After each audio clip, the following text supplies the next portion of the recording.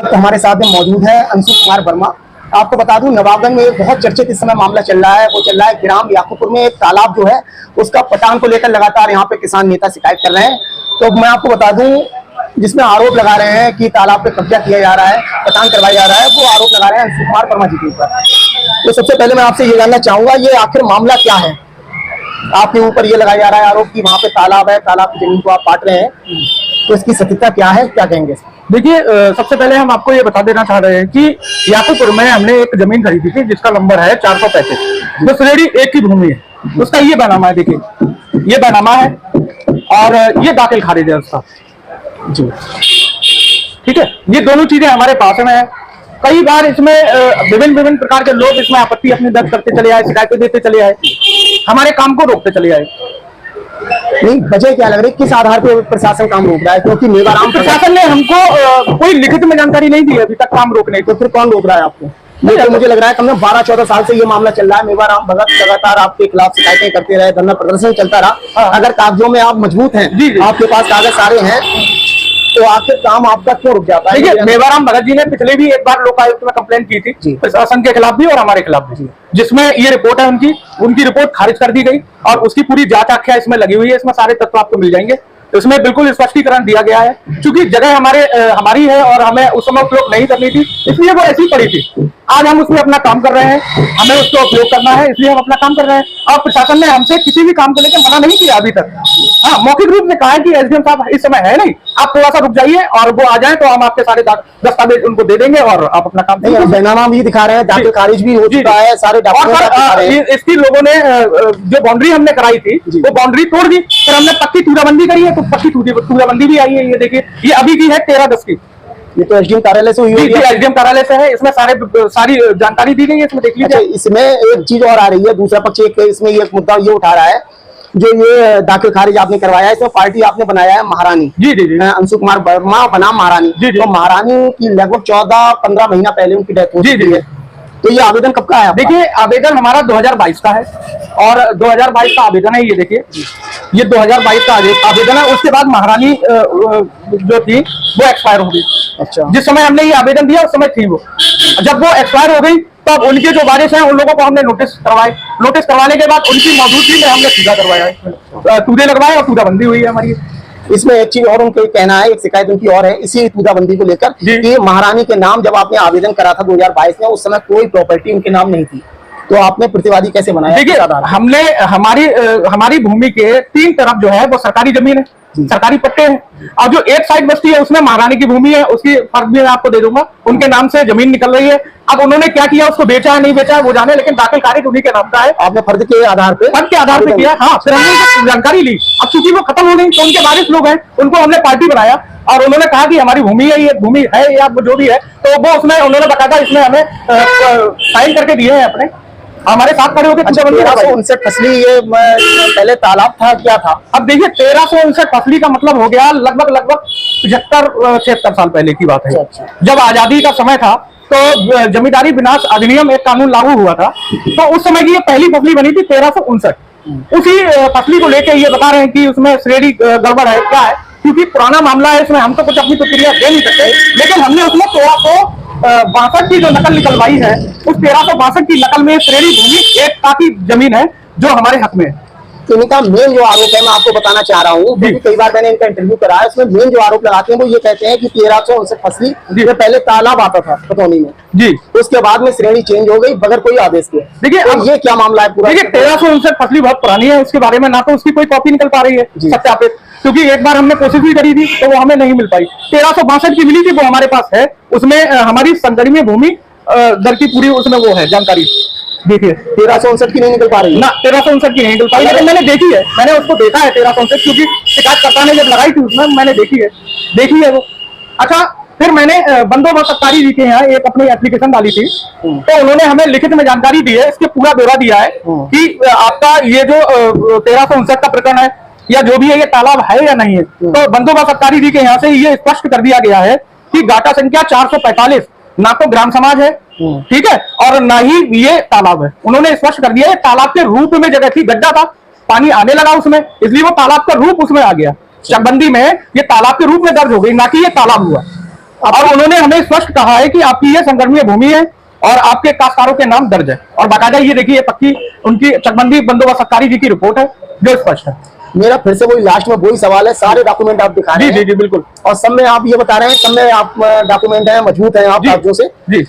दिक्कत कहाँ पे आ रही है? दिक्कत देखिए, जैसे ही हम काम शुरू करते थे उसमें कुछ इलीगल लोग उसमें एप्लीकेशन देते थे। इलीगल हम इसलिए कह रहे हैं क्योंकि उनके पास कोई दस्तावेज तो है नहीं, दस्तावेज हमारे हैं क्योंकि हमारी भूमि है। अगर उनके पास कोई डॉक्यूमेंट्स हैं उनके खुद के निजी, भाई निजी होंगे तभी तो वो इतनी बड़ी कार्रवाई करने का वो दे रहे हैं, आश्वासन कर रहे हैं, वो लोगों के सामने बोल रहे हैं इतना ज्यादा, और हमें भूमाफिया बता रहे हैं जबकि हमारी जमीन है, हमारा बैनामा है, हम कैसे भूमाफिया हो गए बताइए? अपने आप को समाज सेवी बता रहे हैं। वो चलो समाज सेवी है, ठीक है, तो फिर वो प्रशासन से अपनी बात रखे, प्रशासन उससे एक्शन ले, हमें नोटिस है, हमें कोई इसमें आपत्ति थोड़ी है। अच्छा आप, लेकिन प्रशासन हमें कोई नोटिस दे नहीं रहा है। और देखिए हमने जब उसमें काम शुरू किया था अपना, तो बाकायदा हमें हाई कोर्ट से परमिशन लेनी पड़ी, और उसमें हमारे ये देखिए हाई कोर्ट की परमिशन है, इसी के अकॉर्डिंग सेक्शन 24 के अंतर्गत हमारी पक्की तूदाबंदी हुई है उसमें। तहसील प्रशासन क्या बोल रहा है आपसे? तहसील प्रशासन तो हमारे पक्ष में क्यों बिल्कुल स्पष्ट है, अगर नहीं होता ये पक्की तूदाबंदी इस आदेश के अनुसार क्यों होती?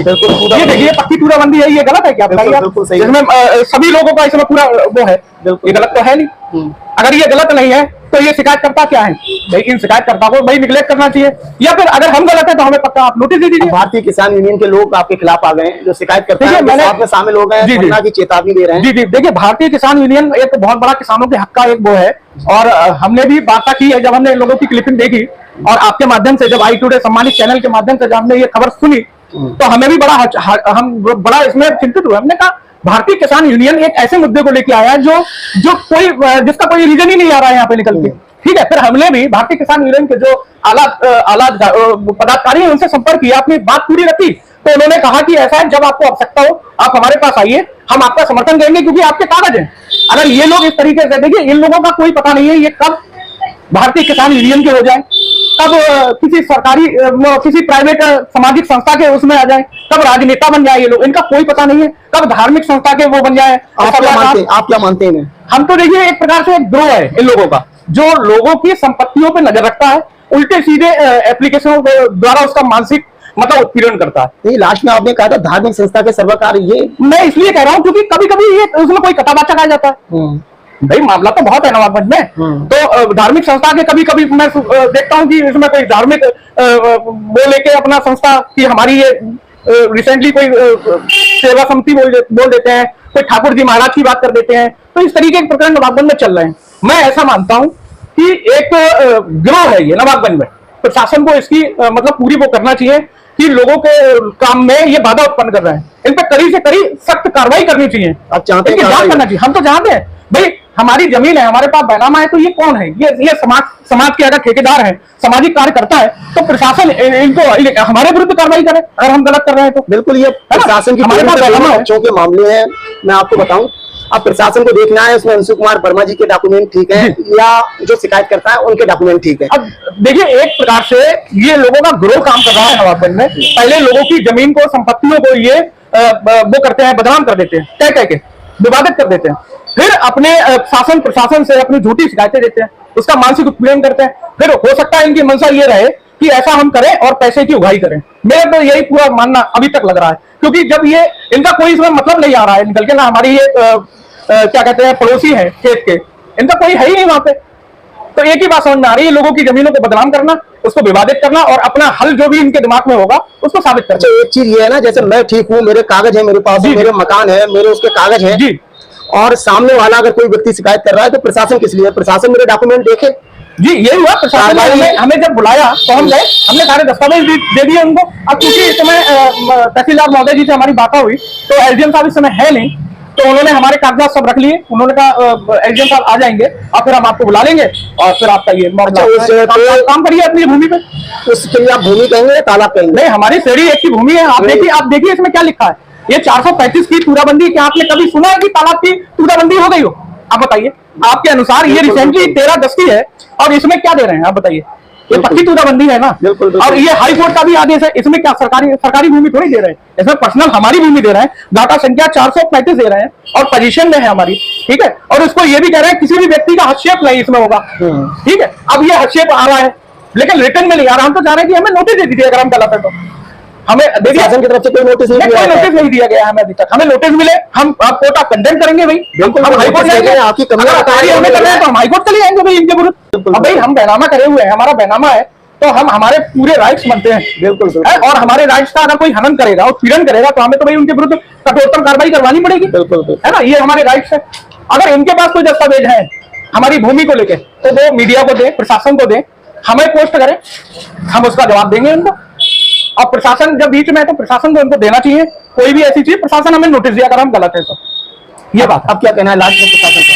प्रशासन हमसे ये कह रहे हैं एसडीएम साहब जी आ जाए, फिर हमें उनके सामने बात। आप जो जगह पे पटान करा रहे हैं उसकी परमिशन ली? देखिए हम उसको समतल कर रहे हैं, ये हमारी भूमि है। जब हाईकोर्ट ने अरे मिट्टी का पटान जो आप करा रहे हैं, देखिए मिट्टी तो उसमें लोगों ने देखिए लोगों ने गड्ढे खोद रखे थे, उसमें गड्ढे हो गए थे और नालियों का पानी उसमें इकट्ठा हो गया तो हम, और जो उसकी बाउंड्री वॉल है उसको भी तोड़ दिया लोगों ने। तो हाँ, पक्के हमने तूदे लगवाए, रातों रात हमारे तूदे फेर दिए। कितनी जगह है? वो लगभग हमारी 3.25 बीघा जमीन है, 0,164 उसका रकबा है। तो आपने सुना, ये थे अंशु कुमार वर्मा जी। याकूबपुर में जो तालाब है, जो तालाब बताता है दूसरा पक्ष, उसको लेकर अंशु कुमार वर्मा जी ने अपना बयान दिया है। उन्हें अपने सारे तथ्य जो कागजात हैं वो दिखाए हैं, बैनामा है, डाके खारिज है, तमाम कागजात इनने दिखाए हैं। दूसरा पक्ष अपने दिखा रहा है और प्रशासन की टेबल पर दोनों के पक्ष रखे हुए हैं। अब इसमें देखना है आगे प्रशासन क्या कार्रवाई करता है।